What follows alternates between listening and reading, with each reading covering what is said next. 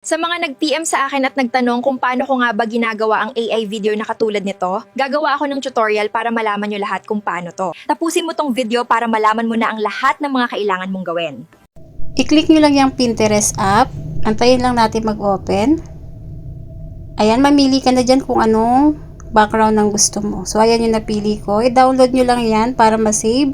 Yan, pumunta ka na sa TikTok app mo. Mamili ka kung anong product ang gusto mong i-demo. I-search nyo lang dyan sa taas kung ano yung gusto nyo product. I-screenshot mo lang yung napili mong product.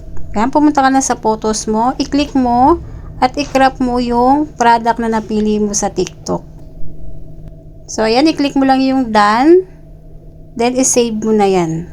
Then, pumunta na tayo sa ChatGPT. I-click mo lang yung ChatGPT. I-click mo yung photos. Then, piliin mo na yung tatlong photos na na-save natin kanina. So, ayan na yung tatlong photos. Yan yung papa-edit natin kay ChatGPT. Ilagay mo lang kung anong gusto mong mangyari sa photos. Ayan yung sa akin.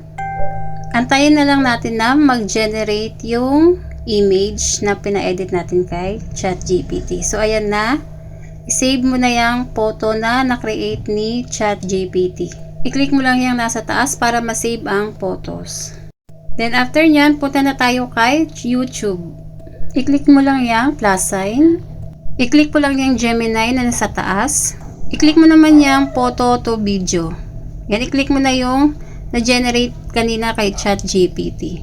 Then, ilagay mo na yung prompt na gusto mo na mangyari dun sa video. Ayan, pwede namang Tagalog. Sa akin, Tagalog lang yung nilagay ko. Ayan, ganyan sa akin. Kayo na bahala kung ano yung gusto nyong sasabihin ng video. Ayan, sample lang yang sa akin. So, antayin natin mag-generate.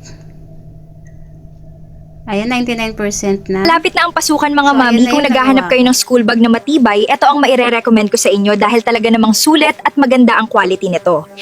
Ganyan nga lang kadaling gumawa ng mga AI video. Pakishare na rin ng video na to para malaman din ng iba kung paano gumawa.